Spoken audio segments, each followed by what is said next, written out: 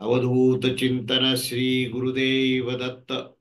श्री स्वामी समर्थ महाराज की जय। तेव्हा छांदोग्य उपनिषदातील 7वा अध्याय आपण सुरुवात केला मागच्या वेळेस, आणि अध्यायाची सुरुवात करताना जो काही परिचय सांगितला, तर त्या परिचयामध्ये मुख्यत्वे जो या 7व्या अध्यायामध्ये जी जी काही सिद्धांत सांगितलेत आणि ज्याच्यावर भर दिलेला आहे, तो म्हणजे जे परमार्थ तत्व, जे अध्यात्म तत्व जे आहे, ते म्हणजे आत्मतत्व, ब्रह्मतत्व जे आहे, सद्ब्रह्म ज्याला म्हटलेलं आहे, तर ते सत्पासून आता ब्रह्मतत्वाचं विवेचन 6व्या अध्यायापर्यंत फार विस्ताराने केलं. पण आता इथे संबंध ब्रह्मांडामध्ये ओतप्रोत, म्हणजे प्रत्येक स्तरावर, स्थूल, सूक्ष्म आणि कारण, अशा तिन्ही स्तरावर हे ब्रह्मतत्व अखंड कसं आहे, ह्याच्याबद्दलचं विवेचन या अध्यायामध्ये आहे. त्यामुळे इथे स्थूलापासून सूक्ष्मापर्यंत एक एक मंत्र सांगितलेला आहे. आरंभ स्थूलापासून केलेला आहे आणि पुढे बुद्धीची बुद्धीची सूक्ष्म आणि सूक्ष्मतर अशा विषयाकडे बुद्धीला नेलेलं आहे. आणि त्याचं ज्ञान करत करत अंततः हे ब्रह्मतत्व हे अधिष्ठानामध्ये आहे. जसं एखाद्या झाडामध्ये, वृक्षामध्ये आपण फळापासून सुरुवात केली तर फळामध्ये बीज असतंच. तर त्या फळापासून फुलाकडे, फुलापासून फांदीकडे, फांदीपासून पानाकडे, आणि नंतर मुख्य खोडाकडे, आणि खोडाकडून घेत असताना पुढे त्या मूळ मूळ तत्वाकडे, म्हणजे बीजाकडे आपण जातो. आणि हे बीज तत्व जे आहे तेच ब्रह्मतत्व आहे. म्हणून हा संबंध जो अध्याय आहे, हा अध्याय आपल्याला म्हणजे विस्तारापासून, स्थूलापासून सूक्ष्म, सूक्ष्मापासून सूक्ष्मतर आणि सूक्ष्मतरापासून ब्रह्मतत्वापर्यंत जाण्याकरता हे विविध अशा प्रकारच्या इथे आख्यायिकाही सांगितलेल्या आहेत. आणि ही जी काय नारद आणि सनत कुमाराची ही संवाद सांगितलाय, आणि ही नारद सनत कुमाराच्या संवादाची आख्यायिका पासून इथे सुरू केलेलं आहे. तेव्हा सुरुवातीला पहिल्या मंत्रामध्ये आपण हे पाहिलं की नारद असं म्हणतात शरद कुमाराला की हे भगवान, तुम्ही मला उपदेश करा. आणि मी आतापर्यंत जे काही पुष्कळ प्रकारचं ग्रंथाचं अध्ययन केलंय, पण मी ब्रह्मतत्वाला जाणत नाही. तेव्हा तुमच्या माध्यमातून मला ब्रह्मतत्वाचं ज्ञान पाहिजे. तेव्हा त्याच्यावर सनत कुमार म्हणतात की हे सगळं ठीक आहे, पण तू काय काय जाणतोस हे मला सांग. तेव्हा भगवंत नारद म्हणतात की मी ऋग्वेद, यजुर्वेद, सामवेद आणि चौथा अथर्ववेद या सर्वच हे माझं पाठांतर झालंय. त्याशिवाय इतिहास, पुराण, 5वा वेद असलेला हा इतिहास आणि पुराण रूप हा 5वा वेद मला माहितीये. वेदांचा वेद व्याकरण मला माहितीये. श्राद्धकल्प म्हणजे कर्मकांडाचं मला ज्ञान आहे. गणिताचं ज्ञान आहे. उत्पाद ज्ञान आहे. निधी ज्ञान आहे. निधी शास्त्र आहे. तर्कशास्त्र आहे. आणि या सर्व गोष्टीमध्ये मला ज्ञान झालेलं आहे. परंतु हे सर्व ज्ञान जरी झालं, म्हणजे त्याच्याशिवाय ज्या अथर्ववेदातल्या ज्या काही विद्या आहेत, त्या भूतविद्या, क्षत्रविद्या, नक्षत्रविद्या, सर्पविद्या, गरुड विद्या, देवजन विद्या, नृत्य, संगीत इत्यादी सुद्धा मला माहिती आहे. आणि हे सगळं मला ज्ञान आहे असं त्यांनी सांगितलं. त्यावर ते शरद कुमार म्हणतात की हे जे काही तू सांगितलेलं आहेस, ते सगळं मंत्राचं, शास्त्राचं, कर्मकांडाचं हे ज्ञान आहे. आणि ह्या सगळ्या ज्ञानाचा शिवाय सुद्धा तुला, तेव्हा ह्या सर्व ज्ञानाच्या शिवाय मला अतिशय शोक मात्र होत असतो. मला पूर्ण आनंद मिळत नाही, अतृप्ती वाटते. आणि अतृप्ती का वाटतं, हा शोक का वाटतो, हे मी जाणत नाही. तेव्हा तू मला हे सर्व सांग की ह्या सुखापासून मी मुक्त कसं होणार आहे. त्यावर शरद कुमार असं म्हणतो की तुम्ही जे काही जाणत आहात ते सर्व केवळ नामच आहे. याचा अर्थ महत्वाचा आहे. म्हणजे हे काय काय जाणतो हा विस्तार केल्यानंतर सनत कुमार त्याच्यावर पहिली जे ते प्रतिक्रिया देतो की हे जे काही तू जाणतोस ते सर्व नामच आहे. नामच आहे म्हणजेच हे तू जे जाणतो ते नामरूपात्मक जे ब्रह्मांड आहे त्याच्याबद्दलच ज्ञान आहे. हे सर्व चारी वेद काय आहेत, तर ब्रह्मांडाचं ज्ञान आहे. पण कसं ज्ञान आहे, तर ब्रह्मांडामध्ये असलेलं जे ब्रह्मतत्व आहे त्या ब्रह्मतत्वासहित ब्रह्मांडाचं ज्ञान आहे. पण इथे नाममात्र, म्हणजे नाम आणि रूप याच वर्णन सगळं आहे. सगळ्या आख्यायिका आणि ह्या इतिहास पुराणामध्ये सुद्धा जे काही गोष्टी दिलेल्या आहेत. या सर्व गोष्टी, या पूर्वापार जो घटना काय काय घडल्या, अनेक प्रकारचे भगवंताचे अवतार कसे झाले आणि त्या अवताराच्या माध्यमातून धर्म स्थापनेचं कार्य कसं झालं हे सांगितलंय. हे सर्व जरी असलं ना तरी तो म्हणतो की हे केवळ नामच आहे, म्हणजे नामरूपाचंच फक्त वर्णन आहे आणि त्याच्यामध्ये कर्मकांडाचाच भाग आहे. तेव्हा तेव्हा असा हा प्रश्न तुझ्या समोर जो निर्माण झालेला आहे, तर तो प्रश्न हा आपण दूर करूया आणि तुला अजून काय काय माहिती आहे ते मला सांग. तेव्हा तू हे जे काही अध्ययन केलेलं आहे, त्याचं तुला जे ज्ञान झालेलं आहे ते उत्तमच झालेलं आहे. त्याच्या पुढे आपण असं पाहिलं की हे जे काही चार वेद म्हणजे ऋग्वेद, यजुर्वेद, सामवेद, अथर्ववेद आणि हा पाचवा वेद इतिहास पुराण, हा जे काही आपण तू ऐकलंयस, तर ते ही नामाचीच उपासना तू केलेली आहे.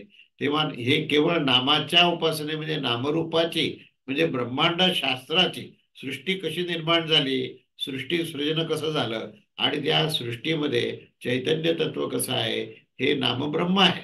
आणि हे नामब्रह्माचं तू आतापर्यंत अभ्यास केलेला आहे. त्यामुळे हा जो काही अभ्यास आहे, हा अभ्यास उत्तमच आहे आणि त्याच्यातच ब्रह्मतत्व आहे. मुख्य काय सांगितलंय की त्याच्यामध्येच हे ब्रह्मतत्व आहे, हे तुला समजून घेणं आवश्यक आहे. त्यामुळे जे काही ज्ञान तू प्राप्त झालेलं आहे, ते प्राप्त झालेलं ज्ञान हे उत्तमच आहे, त्यात काही शंकाच नाही. आणि त्याच्यानंतर मग आपण दुसरा खंड सुरू केला आणि दुसऱ्या खंडामध्ये आपण पहिला जो मंत्र घेतला त्याच्यामध्ये हे सर्व वर्णन केलेलं आहे की तो तो काय काय जाणतो. आणि हे सगळं जाणल्यानंतर तिथे शरद कुमार असं म्हणतात की हे सर्व जरी असलं तरी या नामरूपापेक्षा वाणी म्हणजे वाक्तत्व श्रेष्ठ आहे. कारण या सर्व नामरूपाला अभिव्यक्त करण्याचं सामर्थ्य ही वाणी आहे. म्हणजे ते ब्रह्मतत्व आहे असं सुद्धा आपण वाणीनच म्हणतो. आणि जे काही चार वेद आणि संबंध जे काही ब्रह्मांडाचं ज्ञान जे आहे, इतिहास पुराण शास्त्र, ह्या सगळ्याचं जर आपल्याला म्हणजे सगळ्याचा अभ्यास करताना वाणी ही अत्यंत आवश्यक आहे.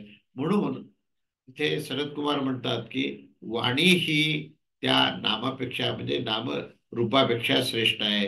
कारण नामरूपाला अभिव्यक्त करणारी वाणीच आहे. म्हणून तू वाकची उपासना कर. वागवा असं म्हटलेलं आहे की वाकची उपासना कर, म्हणजे वाणी तुझी शुद्ध कर. वाकची उपासना म्हणजे काय हो, की ह्या पूर्ण वेदाचा अभ्यास करताना वाणीचं अत्यंत महत्व आहे. कशा दृष्टीने महत्व आहे, तर तू जेव्हा हे वेदशास्त्राचा अभ्यास करतोस त्यावेळेस तू अभ्यास करताना हे सगळे जे वेदाचं उच्चारण करतो, तर तिथे जे उच्चारशास्त्र आहे, जे व्याकरण आहे, त्या सगळं शास्त्राचा जो गाभा आहे तो त्या वाणीमध्ये आहे. म्हणून वाणी ही सर्वश्रेष्ठ आहे. वाणी जी आहे ती नामापेक्षा उत्कृष्ट आहे. तेव्हा तू वाणीलाच हे ब्रह्म आहे अशा प्रकारची उपासना कर. आणि मग अशी उपासना केल्यानंतर उत्तम असा अनुभव मिळेल. आतापर्यंत जे काही तू अभ्यास केला त्या अभ्यासामध्ये तुला एक प्रकारची एक निश्चित दिशा मिळेल. असा हा छांदोग्य उपनिषदातल्या 7व्या अध्यायातले 2 खंड आपण हे मागच्या वेळेस पाहिले. आपण आता आपण पुढचा आज तिसरा खंड आपण सुरू करू. आणि वाणीबद्दल आता वाणी जेव्हा सांगत असतानाच शेवटी नारदांनी प्रश्न असा विचारला की वाणी अंतिम श्रेष्ठ आहे का, या वाकच्या तुलनेत अजून काही श्रेष्ठ आहे. त्यावर मग त्यानंतर शरद कुमार म्हणतात की नाही, असं नाहीये, त्याही पेक्षा एक श्रेष्ठ तत्व आहे. तर मग ते तत्व काय आहे हे तुम्ही मला सांगा, असं नारद मुनी पुन्हा एकदा शरद कुमाराला अशी प्रार्थना करतात. त्यावेळेस शरद कुमार जे आहेत ते वाकच्या तुलनेत मनाची श्रेष्ठता काय आहे हे सांगायला सुरू करतात. म्हणजे हा तिसरा जो खंड आहे त्या वाकपेक्षाही श्रेष्ठ काय आहे, तर मन आहे. मनापासून पुढे वाक आहे. म्हणून मनाच्या संदर्भामध्ये हा तिसऱ्या खंडातला पहिला मंत्र आहे. आणि तो मंत्र असा आहे की मनोवाव वाचो भूयो यथा वै द्वे वामलके द्वे वाके वाकोलो वाक्षौ बुष्टेन अनुभव अत्येय वाचम च नाम च मनो अनुभवती स यदा मनस्याति मंत्रा मंत्रान् ध्येते त्याथि धिते कर्माणि कुर्वत्येत्यथ कुरुते पुत्रांश्च पशोश्च पशुश्च इमं च लोकम उपच्छेते इच्छते मनो ह्यात्मा मनो हि लोको मनो हि ब्रह्म मनो हि ब्रह्म मनो उपास्वेती. आता हे मनाचं सर्व श्रेष्ठत्व वाणीवर काय आहे हे सांगताना इथे सनत कुमार सांगतात, या मंत्राचा अर्थ असा आहे की मन हे वाणीपेक्षा उत्कृष्ट आहे. हे पहिल्यांदा निवेदन सिद्धांत सांगितला. ज्या प्रकारे आता इथे उदाहरण सांगतात की दोन आवळे आणि दोन बोर अथवा दोन बेहडे मुठीत ठेवून घेऊन जात असताना ज्या प्रकारचा अनुभव येतो, त्याच प्रकारे वाक आणि नाम याच्यामध्ये हे दोन्ही जे आहेत, वाक आणि नाम हे दोन्ही जे आहेत ते मनामध्ये त्याचा अंतर्भाव होतो. म्हणजे जसे हे दोन फळ आपण एका हातामध्ये घेतल्यानंतर ज्या प्रकारची स्थिती होते, तशी ह्या मनाची स्थिती आहे. कारण मनामध्ये नामरूपाचाही अनुभव आहे आणि मनामध्ये वाणीमध्ये काय बोलायचं हे याचा सुद्धा अंतर्भाव जो आहे तो मनामध्ये असतो. आणि हा पुरुष ज्या वेळेस या मनाने विचार करत असतो की आता मी ह्या मंत्राचा पाठ करू, तेव्हा त्यानंतरच तो आपल्या वाणीचा विनियोग करून त्या मंत्राचा पाठ करत असतो. ज्यावेळेस तो विचार करत असतो की असं हे काम करायचं आहे, तेव्हाच त्याच्यानंतरच तो ते काम करतो. तेव्हा त्याचा जे विचार करण्याची जी प्रक्रिया आहे ती मनाच्या माध्यमातून आहे.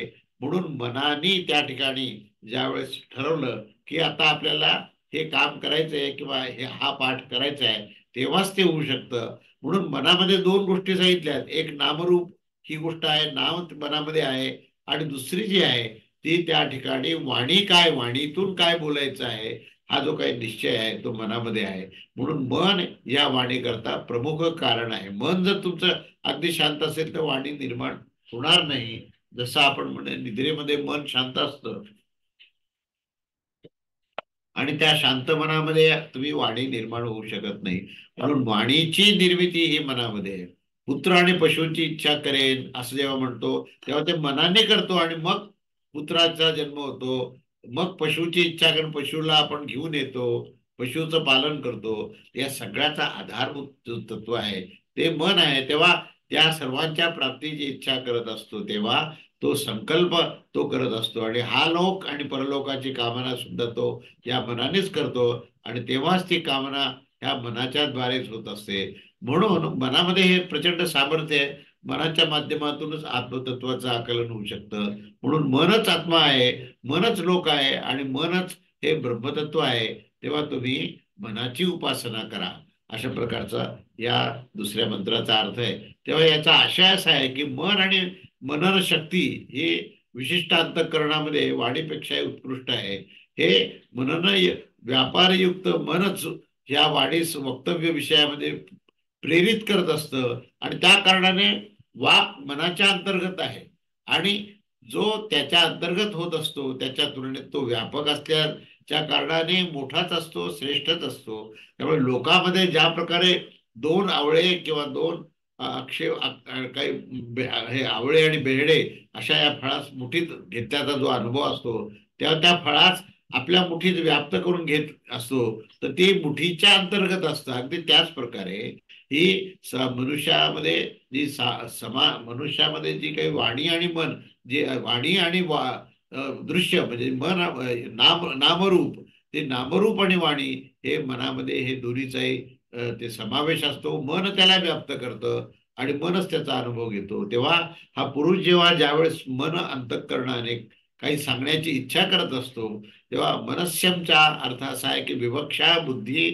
आणि काहीतरी सांगण्याची इच्छा अथवा काहीतरी विचार कशा प्रकारचा करावा अशा प्रकारचा संकल्प जो आहे तो दाखवत असतो.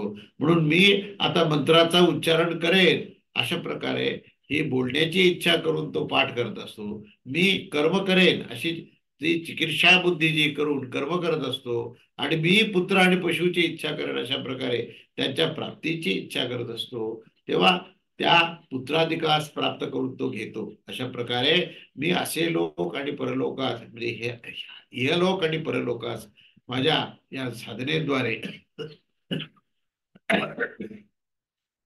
प्राप्त करून घेण्याची ही इच्छा करतो, असे संकल्पपूर्वक त्याच्या प्राप्तीच्या उपायाद्वारे त्याची इच्छा करून प्राप्त करून घेत असतो. आणि या सर्व कारणामुळे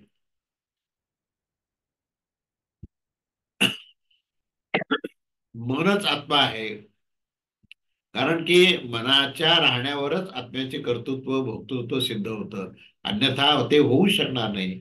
ह्यापासूनच मनच आत्मा आहे असे बोलले जाते. मनच लोक आहेत, कारण की मनाच्या राहण्यावरच लोक आणि त्याच्या प्राप्तीचे उपाय आणि अनुष्ठान होत असतात. अशा प्रकारे हे मनच सर्व लोक आहे आणि अंततः मनच ब्रह्म आहे असं निवेदन केलं आहे. आणि म्हणून मनाची उपासना करावी. आधी वाकची उपासना करावी सांगितलं, आता मनाची उपासना करावी असं सनत कुमार जे आहेत ते नारदाला सांगतात. त्याच्या पुढे मंत्र दुसरा, स यो मनो ब्रह्मेत्युपास्ते यावान मनसो गतम तत्रास्य यथा कामचारो भवन्ति यो मनो ब्रह्मेत्युपास्तेस्ति भगवो मनसो भूय इति मनसो वाव भूयो स्थिती तन्मे भगवान ब्रवीत्विती. अर्थ असा आहे की ती जी मनाची ही हे ब्रह्म आहे अशा प्रकारे उपासना जो करत असतो, त्याची जोपर्यंत मनाची गती आहे तोपर्यंत स्वेच्छागती होऊन तिथे तो जात असतो. जे की मनाची हे ब्रह्म आहे अशी उपासना करत असतात, त्यावर नारद म्हणतात की भगवान, माता हे तुम्ही मनाचं श्रेष्ठत्व मला सर्व सांगितलंय आणि ते मला कळालंय आहे. तर आता मला असं सांगा की माझ्यासाठी हे त्याचं वर्णनही तुम्ही केलेलं आहे, तेव्हा हे नेमकं त्याचं त्याचं जे स्वरूप आहे ते माझ्या लक्षात आलं आहे. तेव्हा हे जे हा जो काही मंत्र आहे तो कसा आहे, सएव मनः या संदर्भामध्ये या संदर्भाचाच मंत्र हा जो आहे आणि त्याचं ते वर्णन केलंय. तेव्हा इथे मनाची इथे पूर्णपणे परिपूर्णतेने इथे सांगता झालेली आहे, वर्णन झालेलं आहे. अशा प्रकारे हे छांदोग्य उपनिषदातील सप्तम अध्यायातील तृतीय खंडावरील भाष्य जे आहे ते परिपूर्ण झालं. आता आपण चतुर्थ खंडाचा आपण भाग सुरू करूया. आता त्यानंतर मनापेक्षा श्रेष्ठ काय हाही प्रश्न नारदाने स्वाभाविकच विचारला, कारण त्याला नेहमी ही जिज्ञासा राहिलेली आहे की हे स्थूलापासून सूक्ष्म आणि सूक्ष्मापासून सूक्ष्मतर आणि सूक्ष्मतरापासून शेवटी ब्रह्मतत्वापर्यंत जायचंय. म्हणून ती ओढ जी आहे ती नारदांना आहे आणि त्याच्या माध्यमातूनच ते म्हणतात की हे भगवान, ह्या मनापेक्षाही काही श्रेष्ठ आहे का? आणि त्यावेळेस परत एकदा शरद कुमार म्हणतात, हो, ह्याच्याही पेक्षा श्रेष्ठ काहीतरी आहे. तेव्हा काय आहे मला तुम्ही सांगा. तर त्या संदर्भामध्ये हा चतुर्थ खंड आपण सुरू करत आहोत. तर इथे विषय असा आहे की मनापेक्षा श्रेष्ठ काय आहे. तर मनामध्ये केलेला जो संकल्प आहे त्या संकल्पाची श्रेष्ठता इथे सांगितली आहे. संकल्पो वाव मनसो भूयान्यदा वै संकल्पयते मनस्यथद वाचा विश्यती तामु नामनी रेयती नामनी मंत्रा एवं भवन्ति मंत्रेषु कर्माणि. संकल्प हाच मनापेक्षा श्रेष्ठ आहे. ज्या समयी पुरुष संकल्प करत असतो त्यावेळेसच तो मनस्यन म्हणजे बोलण्याची इच्छा करत असतो आणि नंतर तो वाणीला प्रेरणा देत असतो. म्हणजे आपण पाहतो की नकळतपणे एक काही फ्रॅक्शन ऑफ सेकंद मध्ये हा संकल्प होत असतो आणि कुठलाही विधिविधान कर्म करताना सुद्धा आपल्या मनात इच्छा असते, पण नुसती इच्छा असून उपयोग नाही, तर संकल्प हा करावा लागतो. त्या संकल्पामध्ये ही निष्ठा आणि दृढबुद्धी त्या ठिकाणी येते. म्हणून संकल्पाशिवाय क्रियेला प्रारंभ होऊ शकत नाही. क्रिया प्रारंभ होण्याकरता संकल्प हा अत्यंत महत्वाचा आहे आणि त्या संकल्पानेच मनुष्य जो आहे तो वाणीतून बोलायला सुरू करतो आणि नंतर मग वाणीच प्रेरित करत असताना तो या नामाच्या प्रती प्रवृत्त होतो. म्हणजे नामात सर्व काही मंत्र एकरूप होऊन जातात असं आपण म्हणतो की नामात म्हणजे काय, आता हे नाम आणि रूप हा त्याचा अर्थ आहे. नामरूप म्हणजे अगदी भगवंताची मूर्ती जरी म्हटली तरी ते नाम आणि रूपात आहे. म्हणजे भगवान श्रीहरीची मूर्ती आहे तेव्हा श्रीहरी हे त्याचं नाम आहे आणि त्याचं प्रत्यक्ष मूर्ती हे त्याचं रूप आहे. तेव्हा त्या नामरूपामध्ये जेव्हा विष्णू सहस्त्र नाम तुम्ही म्हणता तेव्हा ते मंत्र जे आहेत ते मंत्र त्या मूर्तीमध्ये एकरूप होतात आणि मग तो दिव्य अनुभव त्याला येतो. म्हणून कर्म जे करतो आपण त्या कर्मामध्ये मंत्राचा आविर्भाव म्हणजे अंतर्भाव असतो आणि मंत्र हेच कर्म आहे. म्हणून मंत्र आणि कर्म हे एकरूप होतात आणि मंत्राच्या माध्यमातून कर्माची ही प्रत्यक्ष क्रिया जी होते, म्हणून मंत्र हेच कर्मामध्ये अंतर्भूत होतात. तेव्हा इथे आशय असा आहे की संकल्पच मनापेक्षा श्रेष्ठ आहे आणि मनस्याना म्हणजे मनस्यनाचे जे समान संकल्प देखील ही अंतःकरणाची एक वृत्ती आहे. म्हणजे कर्तव्य आणि अकर्तव्य हा विषयाचा विभागपूर्वक आपण समर्थन हे संकल्पाच्या माध्यमातूनच करतो. अशा प्रकारे विषयांचा विभागपूर्वक समर्थन झाल्यावरच, चिकित्सापूर्वक समर्थन झाल्यावरच ही बुद्धी, ही आपली दृढ बुद्धी होते आणि मनाला बुद्धी आज्ञा देते की तू आता हे कार्य कर. तेव्हा हे कशा प्रकारे होते? ज्या समय पुरुष संकल्प करत असतात, अर्थात हे असं आपण केलंच पाहिजे अशा प्रकारे आपल्या कर्तव्य इत्यादी विषयाचा जो विभाग असतो, तेव्हा हे विचार असतात की मी मंत्राचा पाठ करेन म्हणजे तो निश्चय आहे आणि त्या निश्चयामध्ये तो संकल्प आहे. तर तो संकल्प झाल्यानंतरच त्या मनाचं क्रिया म्हणजे मनाचा विचार हा निश्चित होऊन तो वाणीच्या माध्यमातून येतो. म्हणून ह्या ठिकाणी या मंत्राधिकाचं जे उच्चारण आहे आणि जे वाणीला प्रेरणा मिळते ती ह्या मनामध्ये संकल्पाच्या कारणानेच होते आणि नामोच्चारणच्या निमित्तानेच या नामामध्ये अर्थात नामोच्चारण निमित्त विवक्षा करून नामामध्येच प्रेरित करत असतात. आणि नामरूप सामान्यात हे मंत्र जो शब्दविशेष आहे असा असतो, अर्थात त्याच्या तो अंतर्भूत होत असतो. कारण सामान्य विशेषाचा हा अंतर्भाव इथे या ठिकाणी होत असतो. मंत्रामध्ये कर्म एकरूप होऊन जात असतं आणि मंत्रानेच प्रकाशित कर्म केलं जात असतं. मंत्रहीन कोणतेही कर्म नसतेच. आणि जर म्हणाल तर कर्माचे हे सर्व जे काही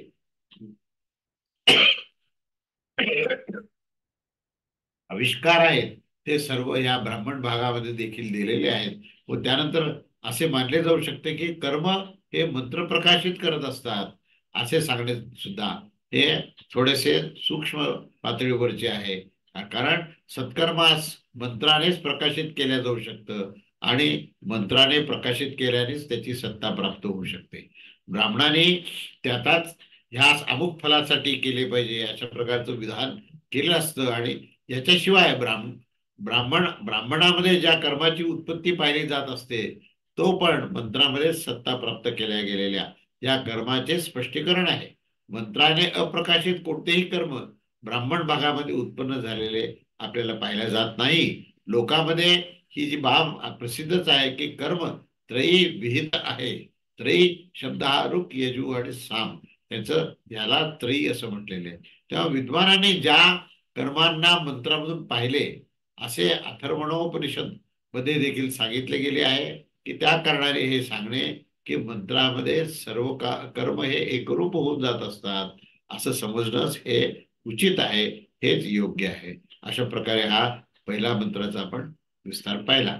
त्यानंतर दुसरा मंत्र असा आहे, आता संकल्पाच्या संदर्भातलेच हे मंत्र आहेत.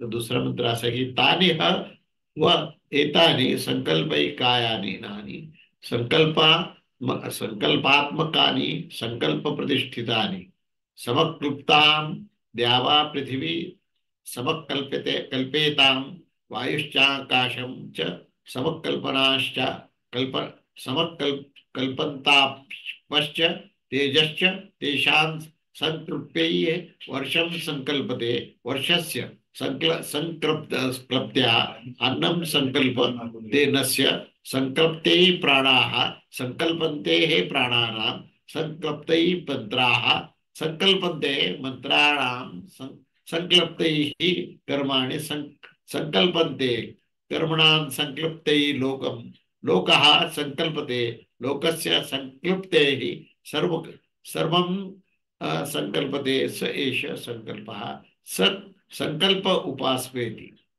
संकल्पाचा पूर्ण विस्तार सांगितलेला आहे. तेव्हा हा मंत्र जो आहे दुसरा मंत्र याचा अर्थ आहे की ते जे काही मन आहे ते एकमात्र संकल्परूप लयस्थानवाले आणि संकल्पमय आणि संकल्पामध्येच प्रतिष्ठित आहे. द्युलोक आणि पृथ्वी असं समजा की त्यांनी संकल्पच केलेला आहे. वायू आणि आकाश यांनी देखील संकल्पच केलेला आहे. जल आणि तेज यांनी देखील संकल्पच केला आहे आणि त्यांच्या संकल्पासाठी वृष्टी समर्थ होत असते. अर्थात त्या द्युलोकादीच्या संकल्पानेच वृष्टी होत असते. वृष्टीच्या संकल्पासाठी अन्न समर्थ आहे आणि अन्नाच्या समर्थासाठी प्राण समर्थ आहे. प्राणांच्या संकल्पासाठी मंत्र समर्थ आहे आणि मंत्राच्या संकल्पासाठी कर्म समर्थ आहे. कर्माच्या संकल्पासाठी लोकफल समर्थ आहे आणि लोकांच्या संकल्पासाठी सर्व काही समर्थ आहे. तो असे हे संकल्प आहे आणि अशा प्रकारच्या त्या संकल्पाची तुम्ही जरूर उपासना करा. अशा संकल्पाने संबंध ब्रह्मांडात काय काय होतं हे आपण या मंत्रामध्ये पाहिलंय की प्रत्येक ठिकाणी संकल्प आहे म्हणजे दृढ निश्चय आहे आणि त्या ठिकाणी परमेश्वराचं अधिष्ठान आहे. तेव्हा अशा ठिकाणी ते कार्य या संबंध ब्रह्मांडामध्ये होत असतं. म्हणून संकल्पाचं अनन्यसाधारण महत्व दिलेलं आहे. म्हणून संकल्पाची उपासना करा असं या मंत्रात सांगितलंय.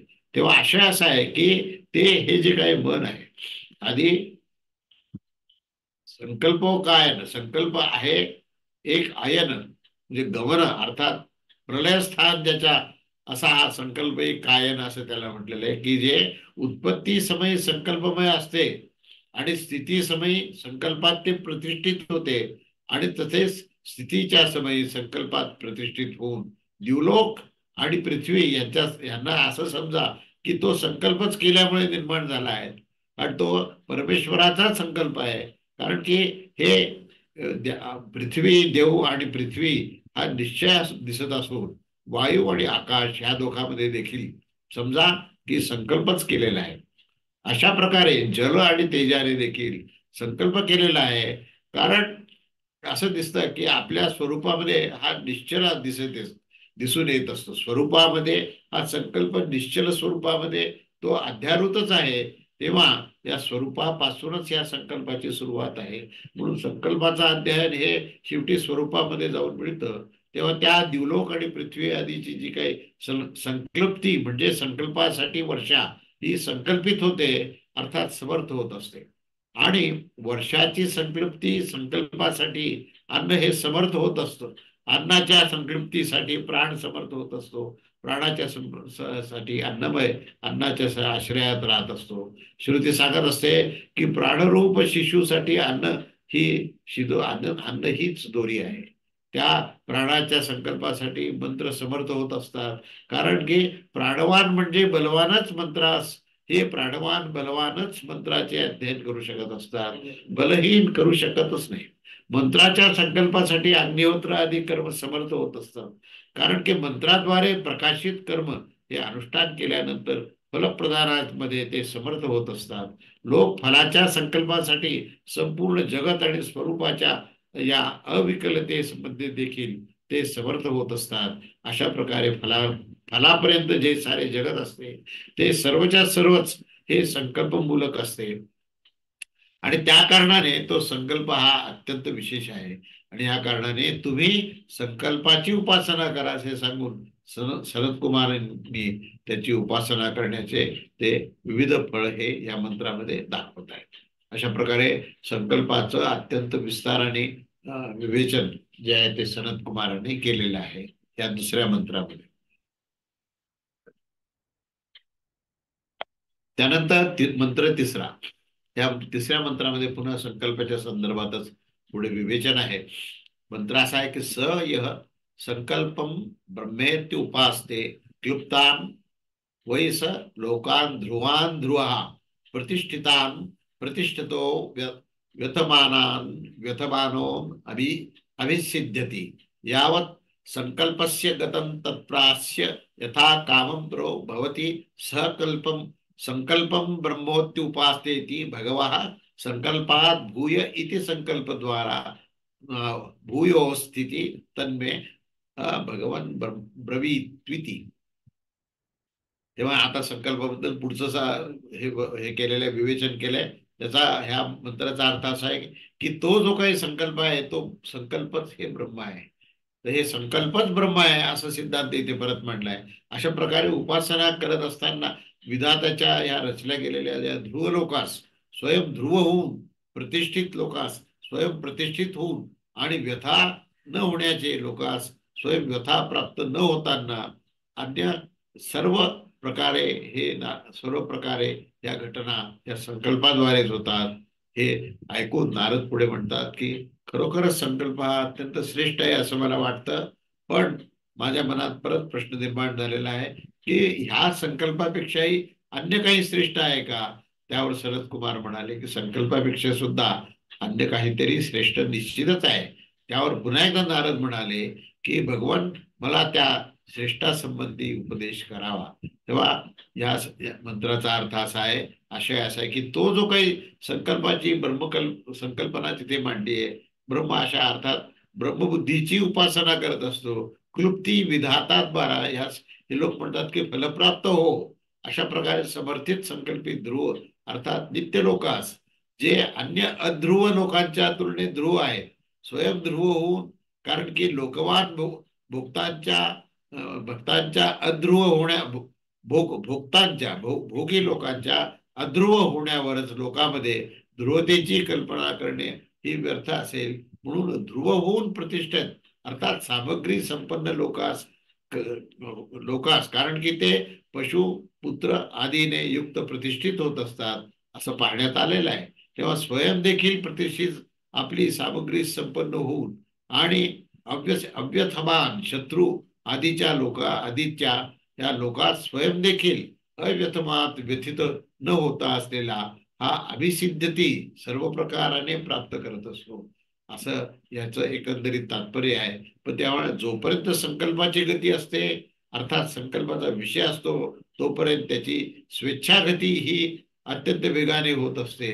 आणि जोपर्यंत संकल्पाची गती होत असते तेपर्यंत न की सर्वच संकल्प गतीपर्यंत, कारण की असे मानले गेले नसेल तर पुढे दाखवलेला फलास हा विरोध होईल. तेव्हा या संकल्प ब्रह्मोत्सव वाचते इत्यादी मंत्राचा अर्थ हा हा पूर्वी जो विस्ताराने दिला आहे त्याप्रमाणेच आहे. तेव्हा इथे संकल्प या शब्दाचा संबंध हा ध्रुव म्हणजे दृढ निश्चय या अर्थाने, जो दृढ निश्चयी असतो तो निश्चितच भगवंताच्या भक्तीपर्यंत जातो आणि भगवंताला प्राप्त करतो. तर संकल्प हा दृढ निश्चयाचा विषय आहे आणि त्या दृढ निश्चयाला दृढ हा जो शब्द आहे त्याला ध्रुव हा शब्द वापरला आहे. तेव्हा अशा प्रकारे या छांदोग्य उपनिषदातील सप्तम अध्यायातील चतुर्थ खंड भाष्य इथे परिपूर्ण झालेले आहे. आता आपण पाचवा खंड आपण पाहूया. प्रश्न आता मागच्या चौथ्या खंडाच्या शेवटी असं विचारला होता की ह्या संकल्पाच्या तुलनेत आणखीन काय श्रेष्ठ आहे, असा हा प्रश्न होता. तेव्हा या संकल्पाच्या तुलनेत आता सांगता येते की चित्ताची प्रधानता आहे. आता याच्यापेक्षा श्रेष्ठ काय तर चित्त आहे. आता चित्ताचं इथून पुढे विवेचन होईल. आता हे आपण कसं, आपण वाणीपासून आपण मनापर्यंत आलो, मनापासून आपण संकल्पापर्यंत आलो, संकल्पापासून आता चित्तापर्यंत आलो. म्हणजे आपण स्थूलातून सूक्ष्म, सूक्ष्मातून सूक्ष्मतर आणि मग शेवटी ब्रह्मतत्वापर्यंत आपण पोहोचतोय. तेव्हा ब्रह्मांडामध्ये ब्रह्मतत्व आहे हे स्थूल रूपात आहे, पण का नाही दिसत? कारण आमची दृष्टी सूक्ष्मापर्यंत गेलेली नाही आहे. तेव्हा स्थूलातून सूक्ष्माकडे जाणं आवश्यक आहे, सूक्ष्मातून सूक्ष्मतरातून हे आत्मतत्वापर्यंत जाणं. म्हणजे आपल्या देहामध्ये सुद्धा जेव्हा आपण ध्यानधारणा करतो त्यावेळेस सुद्धा आपल्याला आपल्या देहापासून आपल्या वाणीपासून मनापर्यंत जाणं आवश्यक आहे. पहिल्यांदा ओंकाराचा रभ घेतला, मग मनामध्ये शांत स्थितीमध्ये गेलो, संकल्प केला की मला ब्रह्मतत्वाचं विवेचन किंवा त्याचा अनुभव यावा, आणि मग मात्र त्या संकल्पाच्या नंतर ही त्याच्यापेक्षा श्रेष्ठ गोष्ट काय असेल तर ती चित्त आहे. म्हणजे त्या चित्तामध्ये जेव्हा प्रधानता दिली तेव्हा तुम्हाला ब्रह्मतत्वाच्या प्रतीचा इथे सुरुवात होते. म्हणून इथे जो प्रश्न होता की संकल्पापेक्षा श्रेष्ठ काय आहे, तेव्हा संकल्पाच्या तुलनेत चित्ताची प्रधानता कशी आहे ही आता सनत कुमार नारदाला या पाचव्या खंडामध्ये पहिल्या मंत्रामध्ये सांगतायत की चित्तम वाव संकल्पात भूयो यदा वै चित चित यतेथ संकल्प यतेथ मनस्यात्थर वाचवीरती तामो नामनोरयती नामनी मंत्रा एकम भवंती मंत्रेषु कर्माणि. त्याचा अर्थ आहे की चित्तच संकल्पापेक्षा उत्कृष्ट आहे हा सिद्धांत आहे.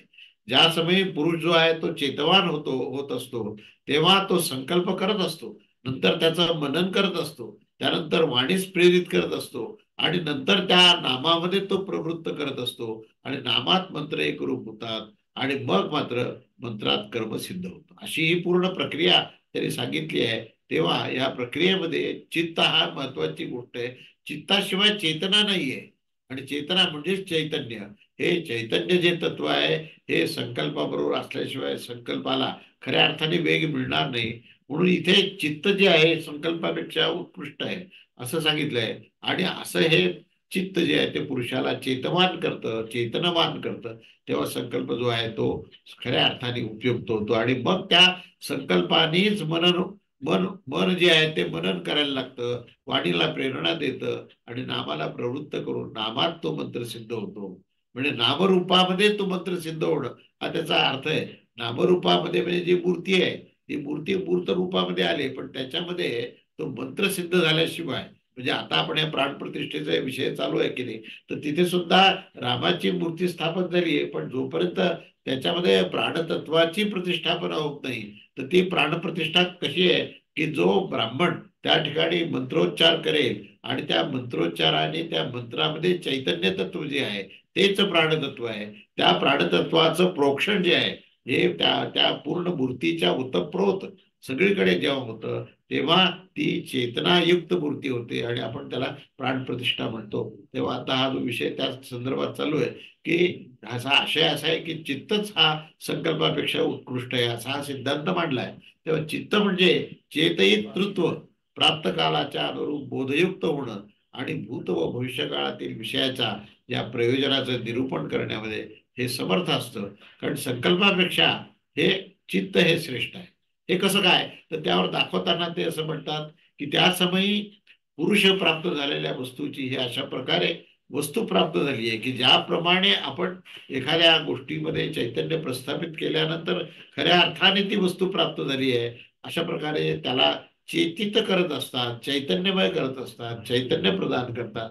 तेव्हा त्यास ग्रहण करणे अथवा त्यागण्यासाठी सुद्धा हे संकल्प करत असतात आणि नंतर मनस्यन करतात इत्यादी शेष जे आहे. म्हणजे त्या ठिकाणी मंत्राचा जे प्रोक्षण जे आहे त्याचा प्रक्षेपण जे आहे हे त्या नामरूपावर करतो आणि मग ते चैतन्यमय होतं. असा हा सिद्धांत या ठिकाणी चित्ताच्या संदर्भामध्ये हा पहिला मंत्र आपण पाहिला. त्याच्यानंतर दुसरा मंत्र त्या संदर्भात आहे. तानि ह वा एतानि चित्ते कायनानि चित्तात्मानि चित्ते प्रतिष्ठितानि तस्माद्यद्यपि बहुविध चितो भवति नायमस्तित्यैवैन नमः भूर्यद्वयं वेद यद्वा अयं विद्वान् नेत्या चित्तः स्यात्तिथ्यद यद् यद्यकल्प विचित्त विचित्वान् भवति तस्मा एवोत् शुश्रूषन्ते चित्तं हे वैशामेकायनं चितमात्मा चित्त प्रतिष्ठा चित्तम उपासवेति. अर्थ असा आहे की या संकल्पादी एकमात्र चित्तरूप जे आहे ते लयस्थानी असणार आहे, चित्तमय आणि चित्तामध्ये प्रतिष्ठित असं आहे. आणि यापासूनच जर मनुष्य यापासूनच मनुष्य जो आहे तो बहुज्ञ म्हणजे बहु आयामाने तो विद्वान आणि ज्ञानी अशा प्रकारचा होतो. तर अशा या ठिकाणी तो जर तो अचित होत असेल तर तर लोक बोलायला लागतील की ह्याला काही येत नाही. त्या ठिकाणी चैतन्यमय सतर्कता तर पाहिजेच, पण चैतन्यमय असल्यानंतरच तो इथे क्रियाशील होईल. क्रियेला चैतन्याची आवश्यकता आहे आणि चैतन्याला चित्ताची आवश्यकता आहे. म्हणून चित्त हे सर्वश्रेष्ठ आहे, संकल्पाच्याही पेक्षा ते श्रेष्ठ आहे. अशा प्रकारचा जो जाणणारा विद्वान असेल तर तो कधीही अचित म्हणजे चित्ताला विस्मरण त्याचं होणार नाही. चित्त जे आहे चैतन्यमय आहे, चित्त हाच आत्मस्वरूपात आहे.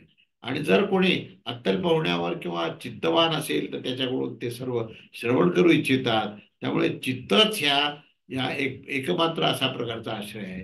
म्हणून अंततः चित्तच आत्मा आहे आणि चित्तच प्रतिष्ठा आहे आणि त्या कारणाने तुम्ही चित्ताची उपासना करा, असा या मंत्राचा शब्दशः अर्थ आहे. तेव्हा याचा आशय असा आहे की संकल्पास घेऊन कर्मफलापर्यंत जे सर्व एकमात्र जे आहे ते चित्तरूपामध्येच लयस्थान असणार आहे. चित्तमय चित्ताने उत्पन्न होणारा आणि चित्तानेच प्रतिष्ठित असणारा हा चित्तातच स्थिर राहणारा अशा प्रकारचा असतो. आणि अशा प्रकारे हा जो काही अर्थ पूर्वी सांगितलाय की तोच विस्ताराने सांगितला आहे इथे की चित्त जे आहे हेच अंततः चैतन्य प्रदान करणार आहे आणि ते चैतन्य जे आहे ते तुमच्या मनामध्ये, वाणीमध्ये, कृतीमध्ये आणि प्रत्यक्ष मंत्रोच्चारामध्ये हे चित्तच कार्यरत होतं आणि त्या चित्तानेच शेवटी हे चैतन्यमय सगळं जीवन हे परिपूर्ण होतं. म्हणून हा जो काही आशय आहे तो संकल्पाला ही कर्मापर्यंत घेऊन जाण्याकरता चित्त एकमात्र असं लयस्थान आहे. म्हणून चित्तमय चित्ताने उत्पन्न होणारी जी काही गोष्ट आहे ती चित्तानेच प्रतिष्ठित होते, चित्तामध्ये स्थिर होते आणि चित्तानेच चैतन्य प्राप्त होतं. अशा प्रकारची इथे चित्ताची महिमा सांगितलेली आहे. आणि म्हणून संकल्प इत्यादीचं जे काही दृढ निश्चय वगैरे जो आहे तो सर्व निश्चय मूळ जो काय असेल तर ते चित्त आहे. ते चित्त जर तुमचं सतर्कतेने चैतन्य प्रदान करणार असेल तर मात्र कुठलाही पुरुष हा बौद्ध होऊ शकतो, शास्त्र इत्यादीचं परिज्ञान त्याला होऊ शकतं. अशा प्रकारे चित्ताचं सामर्थ्य आहे. म्हणून या ठिकाणी चित्त हेच आत्मतत्व आहे आणि चिदात्मा त्याला म्हटलेले की त्या चैतन्यामध्येच मनुष्याने अखंडपणे राहावं असा हा फार महत्वाचा विषय सांगितलेला आहे. त्यामुळे चित्ताची महिमा अशा प्रकारे सांगितली आहे. पण चित्त हे संकल्प इत्यादीचं मूळ आहे. यावर जर कोणी मनुष्य म्हणेल की हे कसं आहे तर त्याच्या आधारानेच तो बौद्ध होतो. त्याच्या चित्ताच्याच एकाग्रतेने हा अध्ययन आणि पूर्णपणे त्याचं ज्ञान प्राप्त करण्याकरता त्याची मदत होते. म्हणून चित्ताशिवाय पर्याय नाही असं त्या ठिकाणी आपण पाहिलं. आणि म्हणून चित्ताचं हे महात्म्य आपण इथे पाहिलं. इथे आपण थांबूया. अवधूत चिंतन. श्री गुरुदेव दत्त. श्री स्वामी समर्थ महाराज की जय. बोला.